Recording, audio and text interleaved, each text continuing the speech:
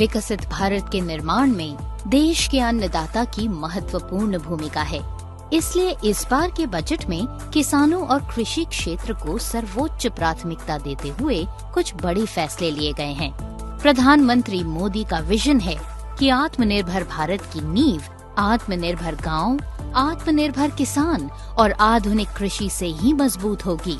इसी सोच को साकार करता बजट 2026 बन गया है नए भारत की एक और उपलब्धि।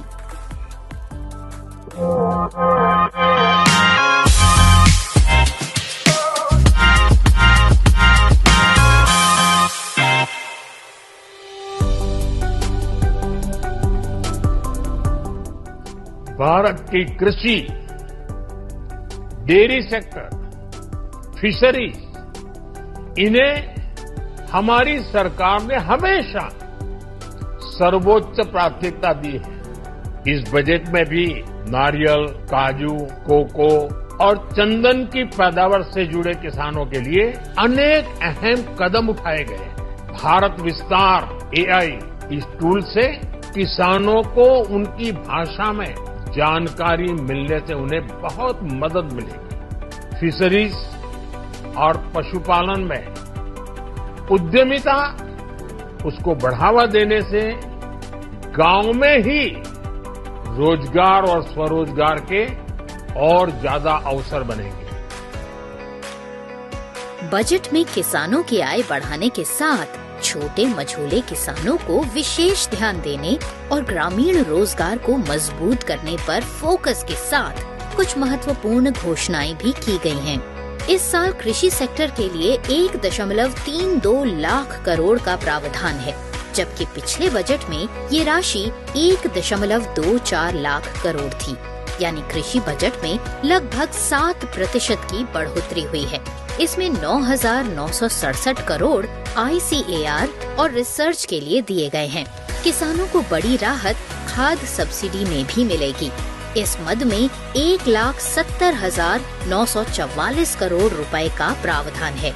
इससे न सिर्फ खेती की लागत कम होगी, बल्कि मुनाफा भी बढ़ेगा।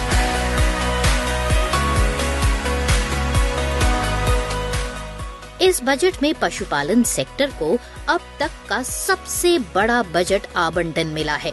2025 में पशुपालन क्षेत्र के लिए 4,850 करोड़ रुपए आवंटित हुआ था, जबकि 2026 के बजट में 6,153 करोड़ बजट का प्रावधान है, यानी सीधे 27% की बढ़ोतरी। किसान क्रेडिट कार्ड के तहत सब्सिडी वाले अल्पकालिक ऋण की सीमा 3 लाख रुपए से बढ़ाकर 5 लाख रुपए कर दी गई है। देश भर में मत्स्य पालन को बढ़ावा देने के लिए 500 जलाशयों और अमृत सरोवरों का एकीकृत विकास किया जाएगा। भारतीय जहाजों द्वारा एक्सक्लूसिव इकोनॉमिक जोन यानी EEZ या हाई सीज में पकड़ी गई मछली पर शुल्क मुक्त कर दिया गया है। इससे मछुआरों की आय बढ़ेगी। तटीय, पूर्वोत्तर और पहाड़ी क्षेत्रों में नारियल, काजू, कोको, चंदन जैसी उच्च मूल्य वाली फसलों के लिए विशेष कार्यक्रम शुरू किए जाएंगे।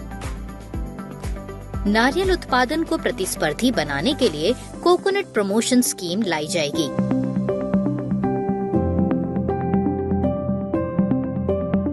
किसानों को सालाना 6,000 रुपए की मदद देने वाली PM किसान सम्मान निधि योजना जारी रहेगी, जो करोड़ों किसान परिवारों के लिए आर्थिक सहारा बनी हुई है। नॉर्थ ईस्ट में अगर के पेड़ों और पर्वतीय क्षेत्रों में बादाम, अखरोट और खुमानी जैसे गिरीदार फलों को प्रोत्साहन दिया जाएगा। वर्ष 2030 तक भारतीय काजू और कोको को प्रीमियम वैश्विक ब्रांड के रूप में बदलने के लिए भारतीय काजू और कोको के लिए समर्पित कार्यक्रम का प्रस्ताव है।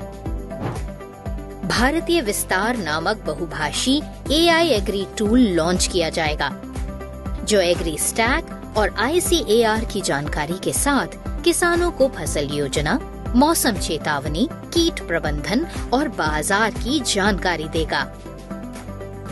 विकसित भारत के लिए सबका साथ सबका विकास जरूरी है और इसलिए छोटे सीमांत किसानों पर विशेष रूप से ध्यान दिया गया है। इस बार के बजट में फाइनेंशियल ईयर 2026-27 का बजट किसानों की उत्पादकता बढ़ाने और उन्हें बेहतर फैसले लेने में विशेष रूप से मददगार है। डेयरी, पोल्ट्री और पशु व्यवसायों का आधुनिकीकरण होगा तथा वैल्यू चेन में किसान संगठनों को बढ़ावा मिलेगा। किसानों को उत्पादक से एग्री एंटरप्रेन्योर बनाने का रोड मैप है इस बार का बजट।